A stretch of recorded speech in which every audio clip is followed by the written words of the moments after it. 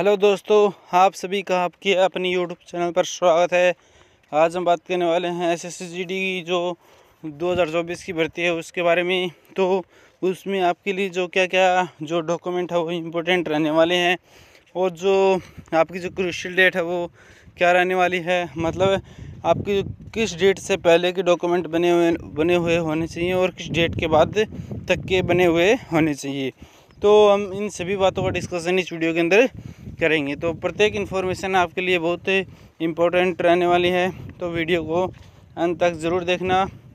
और प्रत्येक इन्फॉर्मेशन आपको डॉक्यूमेंट को लेकर पूरी तरह ट्रूथ आपको मतलब सही इन्फॉर्मेशन आपको मिलेगी। तो प्रत्येक इन्फॉर्मेशन को आप अच्छे से देखना, ठीक है, और वीडियो को अंत तक ज़रूर देखना और इस वीडियो को ज़्यादा से ज़्यादा शेयर ज़रूर कर देना। तो आज हम बात करेंगे आपका जो सबसे बड़ा कन्फ्यूजन रहता है बच्चों का, जो यानी जो कास्ट सर्टिफिकेट होता है, जाति प्रमाण पत्र होता है, उसको लेकर और जो मूल निवास है और अन्य डॉक्यूमेंट जितने भी आपको लेकर जाने हैं, तो उन सभी बातों का डिस्कशन इस वीडियो के अंदर करने वाले हैं, ठीक है।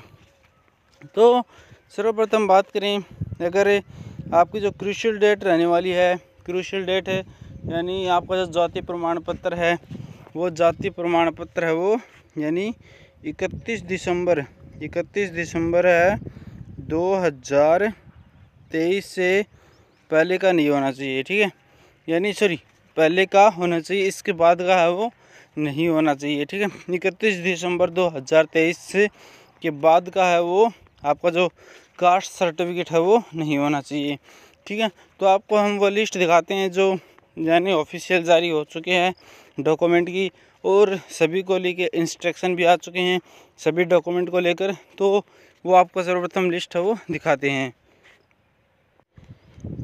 तो आप इसमें देख सकते हैं कि आपकी जो यानी जो 6.4 जो पॉइंट है वो उसमें आप देख सकते हैं क्रूशियल डेट है वो लिख रखा है कि जो आपका जो सर्टिफिकेट है, जैसे OBC का जो जाति प्रमाण पत्र होगा, SC ST का होगा, या आपके पास EWS है, तो उसका जो मतलब जो सर्टिफिकेट है वो आपको 31 दिसंबर 2024 से पहले का नहीं होना चाहिए, यानी 31 दिसंबर 2023 से 2023 के बाद का नहीं होना चाहिए, ठीक है। इससे पहले का आपके पास है वो OBC certificate, SC SC certificate है और EWS सर्टिफिकेट है वो इससे पहले का होना चाहिए, इसके बाद की डेट का नहीं होना चाहिए, ठीक है। तो 31 दिसंबर 2023 से पहले आपका यानी सर्टिफिकेट है वो बना हुआ होना चाहिए, इस डेट से पहले का। इसके बाद का जो आपका जो सर्टिफिकेट है वो नहीं बना हुआ होना चाहिए, ठीक है। तो फिर बात करें अगर जिन बच्चों का इसके बाद बना हुआ है, मतलब जिन्होंने 31 दिसंबर 2023 के बाद बनवाया है, तो यानी वो उन पे डिपेंड करता है, ठीक है, कि वो आपको अलाउ करे या नहीं करे। लेकिन उन्होंने पहले ही इंस्ट्रक्शन दे रखे हैं कि 31 दिसंबर 2023 से पहले का जो आपका पास जो सर्टिफिकेट है वो नहीं होना बाद का नहीं होना चाहिए, ठीक है ना। तो 31 दिसंबर 2023 के पहले का ही आपके पास सर्टिफिकेट होना चाहिए। फिर बात करें अगर मूल निवास की, और जाति प्रमाण पत्र आपका जो सेंट्रल गवर्नमेंट का होना चाहिए, ठीक है, यानी जो जाति प्रमाण पत्र बनता है, कास्ट सर्टिफिकेट बनता है आपका, वो आपका सेंट्रल गवर्नमेंट का होना चाहिए।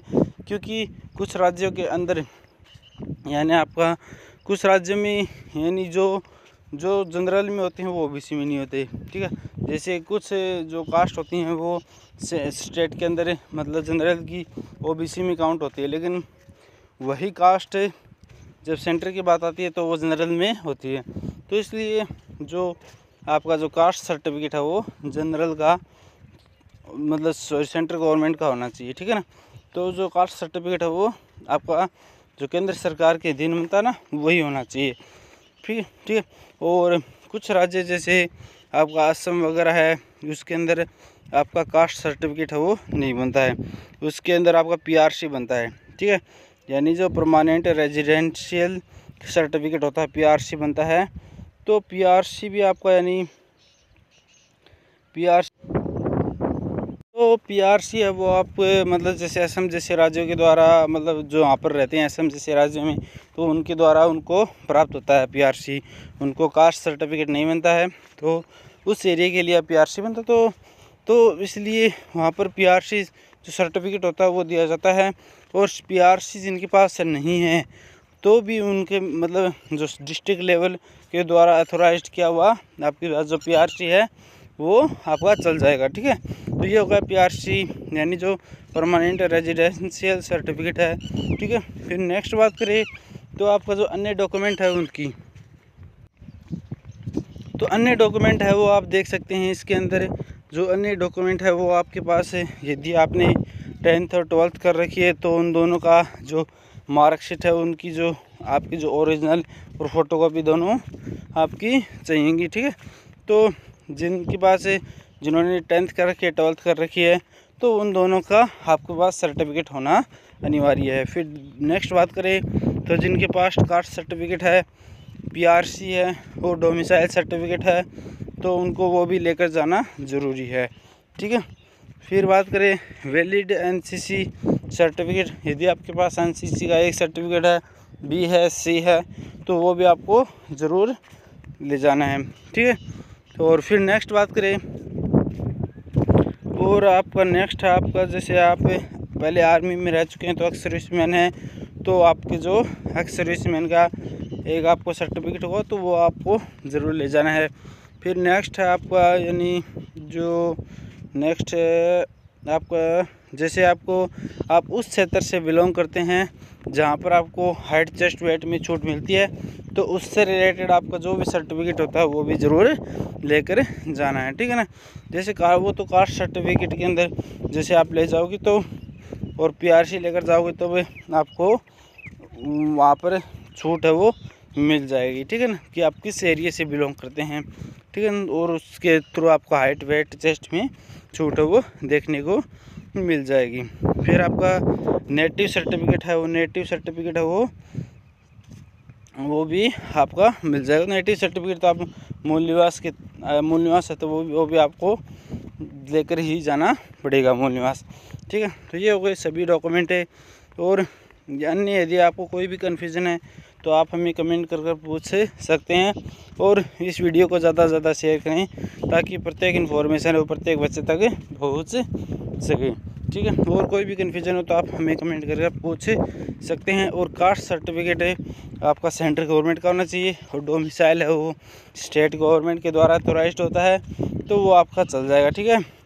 और आपको मूल निवास कितना ही पुराना हो वो कास्ट सर्टिफिकेट है वो 31 दिसंबर 2023 से पहले का होना चाहिए, ठीक है। तो ये इन्फॉर्मेशन आपको यदि अच्छी लगी हो तो इस वीडियो को ज़्यादा से ज़्यादा शेयर ज़रूर करें। थैंक यू एंड जय हिंद।